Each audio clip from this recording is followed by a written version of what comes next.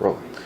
So the easiest way to do this, to cut it into 4 equal pieces, is to cut it in half first. So there's that, and then that. Get off there. And voila! So there you have your 8 pieces of cheese that you're going to need. So I always wear gloves when I cut up jalapenos, because the last time I cut up jalapenos without gloves, I accidentally touched my eyes and my nose, and it was not fun. So first you're gonna put on your gloves and then cut the top off, just like that, about 1/4 of an inch down, and that goes in the garbage. And then you cut the jalapeno in half, and right there you can see where the main part of it the innards join with the outside, so then you can just peel this off once you make that little slit, and it comes with most of the seeds, which is cool because a lot of people don't like spicy food. So then you can just run your thumbnail up along the inside and pull out all of those membranes, because that's where most of the heat is. It's the membranes. So just get rid of those like that. And then you're going to cut it in half again. And that's what you're going to be using for these jalapeno popper pretzels. So then you just repeat that on the other side. Make that little cut. Pull the seeds out. And then get rid of these little membranes here. And voila! You have your jalapenos. See, I already cut up some more because, I mean, nobody wants to watch somebody cut up 4 jalapenos. So, there's all that.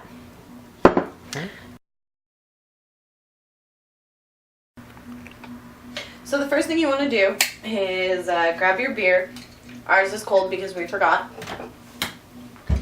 And pop that top. Don't drink any of it because you need all of it. I know, it's a difficult task, especially on a Sunday afternoon. So you're just going to pour this into a small saucepan. And turning on the burner is a good idea. You want to turn it on to about medium heat. It won't take long to heat up, and you're aiming for 110 degrees. So now we wait. So our beer is finally at 110 degrees. I can't show you because obviously the thermometer goes down really fast. So you're going to take your beer, nice and warm and not okay to drink anymore. You're going to pour it into a bowl. Alright. And turn off your stove. I always forget. Don't forget. So then we have 2 tablespoons of honey and 2 1/4 teaspoons of active dry yeast. So what you're going to do is you're going to very carefully, not really, doesn't really matter, but you're going to sprinkle this over the top of your beer. So starting with the yeast, and you want to try and get it evenly over the top. Don't clump it too much or it might not activate properly. So get that, you can hear it starting to foam. It'll get even cooler when the honey goes in. So just sprinkle, sprinkle, sprinkle, sprinkle, sprinkle, sprinkle.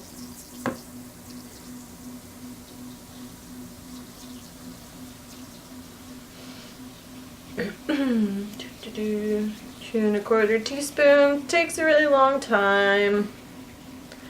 Alright, so there's that. And now,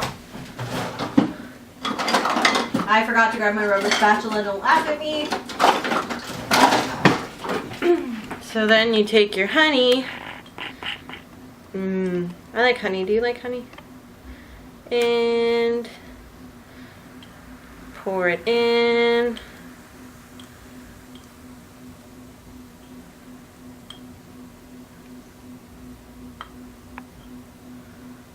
And make sure you get as much of it as you can. So then set that aside. And I like to use wooden spoons.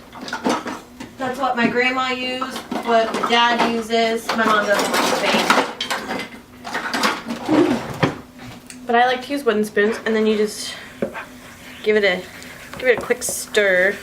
Make sure you scrape all of the little yeast particles off the sides of the bowl. And then once you have it stirred, clean your spoon off. Once you have it stirred, you let it sit for 5 to 10 minutes and bloom. So we'll see you in a few minutes. So you want to turn your oven on to 450 degrees, and in this pot, I don't know if you can see it from there, but we have some water. It doesn't really matter how much because you're just going to use it to boil the pretzels so that they cook properly. So we're just going to turn this on and try and bring that water up to a boil.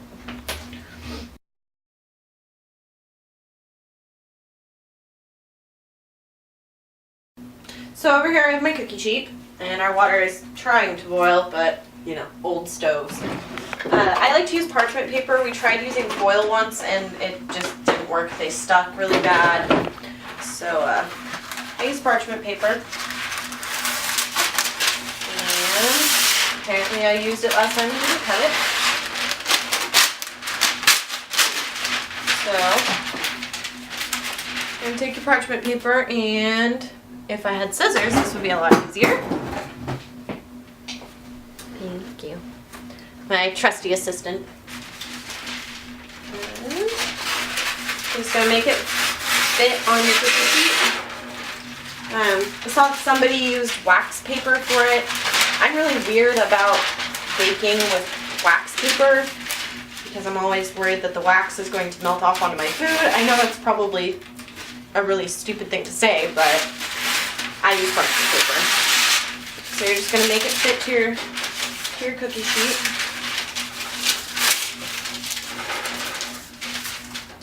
Trim a little bit more off of this end because I apparently cannot eyeball anything. And a little bit more off one side. Eventually I'll get this, I promise.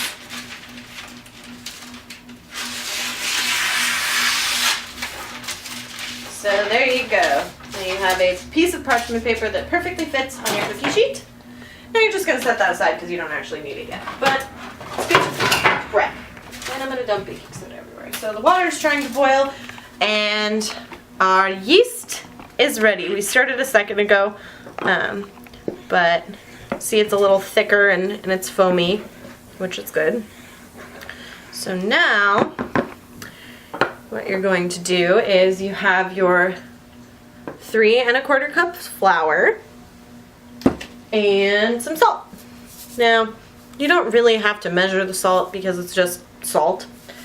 Obviously don't put too much, but you need about a teaspoon. So you just sprinkle that on the top, and with a dry spoon or spatula, because dry flour, you're going to mix the salt into your flour. I don't know if you can see that. Mix the salt in, blah, blah, blah. And then, we don't have a stand mixer. We tried to buy one recently and it didn't work when we got it home. So we do everything by hand. So you're just gonna add in some flour and stir, and you're going to repeat the process until all of the flour is incorporated. Alright, so if you have rings, I would take them off at this point, because having a ring covered in flour is okay, but having a ring covered in dough is not, especially if there's sparklies on it. So, you have your dough, it's all mixed, lovely. So, every recipe that I've seen recommends not flouring your counter. I don't understand that. It says that it makes it harder to roll them out if the counter is floured. I don't think so. I think it makes it easier to clean up, and then your dough isn't sticking to your counter. So, I would also flour your hands, but I already forgot. So, that's our dough, yay! So, you're gonna dump it out onto your flour. And you can always add more flour if it's too sticky. You don't want it to stick like this. Also, make sure you wash your hands a lot before making these. So, just grab some flour, cover your hands, and you knead your dough. And you keep kneading until it's not tacky anymore and it doesn't stick to anything. And usually it takes about 5 to 7 minutes, I would say. I like to knead my dough a lot. I think they taste better that way. Plus it's fun. So it's been kneaded, yay! It's not sticky and it still has good stretch to it, which is nice. See, not sticky, woo! Okay, so now you're going to pick it up, sprinkle some more flour, and boop! So now you're gonna roll it out. So obviously, always flour your rolling pin, because cleaning a rolling pin is no fun and you're not supposed to wash them. So now you just roll it out. You don't need to roll it out crazy thin. Just get it to the point where it stops shrinking back.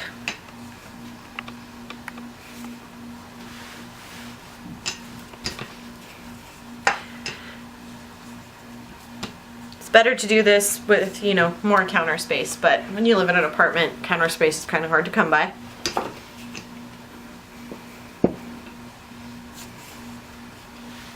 Thank you, dear.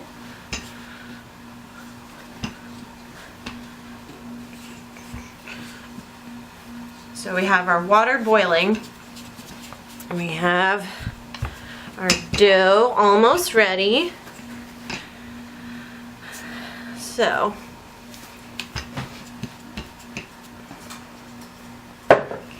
spoons.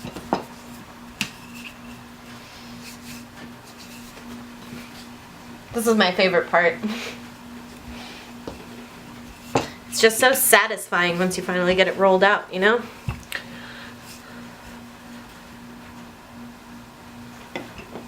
So, you have your dough rolled out.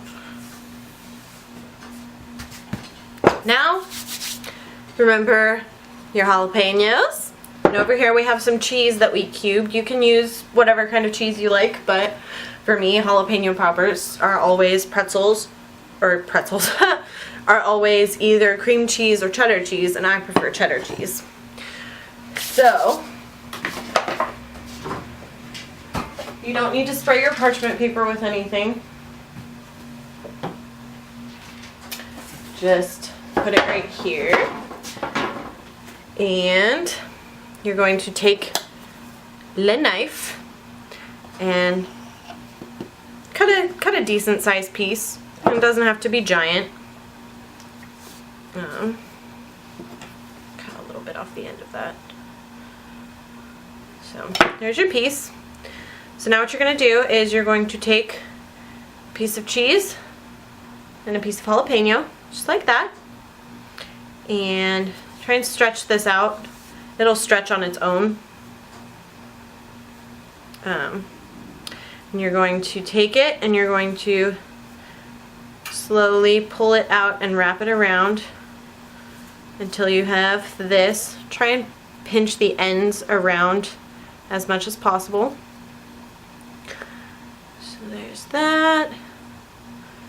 Try and get that a little closed. And it's really, really stretchy dough. So you shouldn't have a problem covering the whole thing. So I'll show you one more time. Cut a strip. Pull it out a little bit. And then I'm going to cut some of the end off.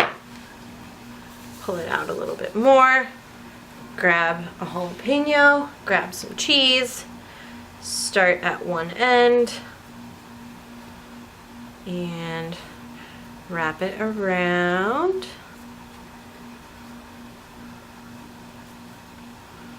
And pinch the ends.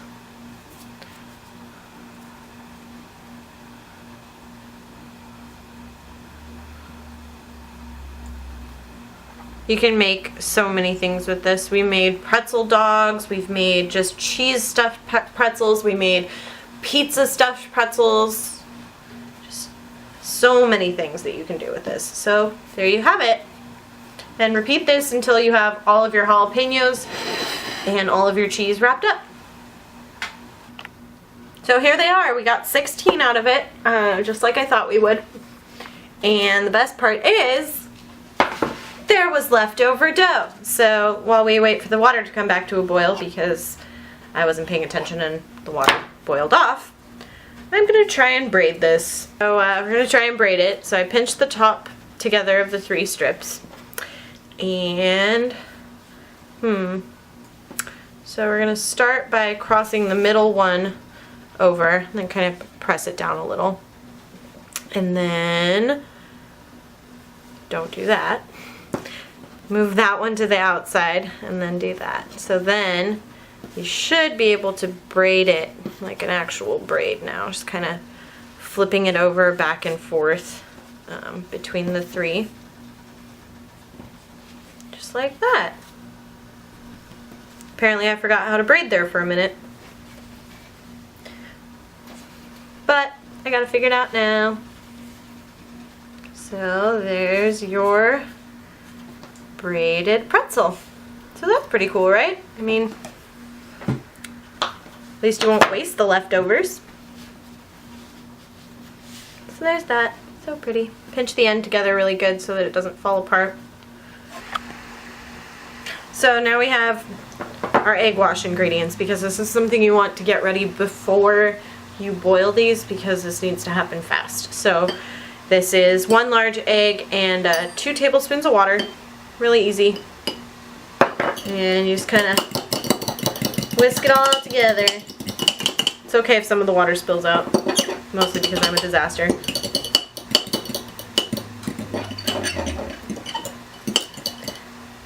So you just kind of get it mixed up.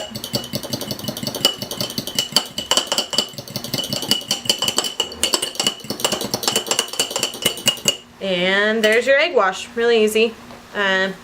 Just helps with the browning. Alright, so here we have a 1/2 cup of baking soda. This is really important. Be very careful, because when you dump this in, it will foam over. So you want to turn the heat down a little bit now that it's at a nice rolling boil.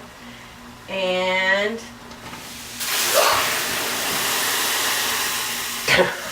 like I said, it'll foam up. It's okay. So we have a deep fryer, and we like to use that basket. I just made a really big mess, and so you drop your pretzels in. I don't even know if our stove is working properly right now. I put too much water in here. Stop laughing and come help me. I mean, really. There's water everywhere.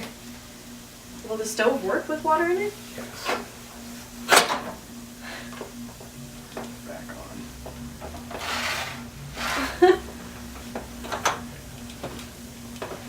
So you want to add them a few at a time. Are you still taping? Okay, it's still rolling. So you want to add them a few at a time. Obviously, if you make a huge mess like I just did, turn the heat back up because you lost a lot of the water. And you want to boil these for about 30 seconds. It's easiest if you do this in a basket, because then you don't have to search around in the pot for them. So you boil them, and then you take them out, put them on your cookie sheet, and repeat that until all of them are done. Alright, so this is what they look like after you boil them. They're kind of tacky, kind of feel gross, but they're going to taste amazing. So they swell a little bit, as you can see from our braid. So all you want to do is just take a pastry brush. You can use a spoon, but this works better. And then you just want to brush some of your egg wash onto the top of each one. This will help them get brown, and it helps them get crunchy too, which everybody loves crispy pretzels, right? So egg wash, egg wash. Some of the recipes I've seen tell you to egg wash the entire thing, like roll it over and egg wash the other side. I did that on some of mine the last time we made these, and it didn't really make any difference, except there was just big old egg crystals all over the pan from where the egg wash, you know, ran off. So you just need to egg wash the top. We're on the last one. We don't actually, I don't like pretzel salt. I think it's too big and just too much salt, and it overpowers the flavor of everything else. So we use a salt grinder with just regular old coarse sea salt. If I could get it open, that would be really helpful. Oh, there it goes. So, yeah, good old McCormick. So then you just grind a little bit of salt onto the top of each one. And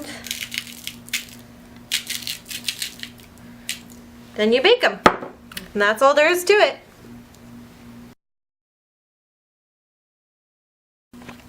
So here they are, all done and crispy and really hot. The cheese kind of comes out a little bit, but there was so much cheese in them that I'm not worried about it. And look at that. Doesn't that look amazing? They're really hot, don't touch them. So here you go. Like our channel and subscribe for more videos, because, I mean, who wouldn't want to see me explode a pot of water all over my stove again?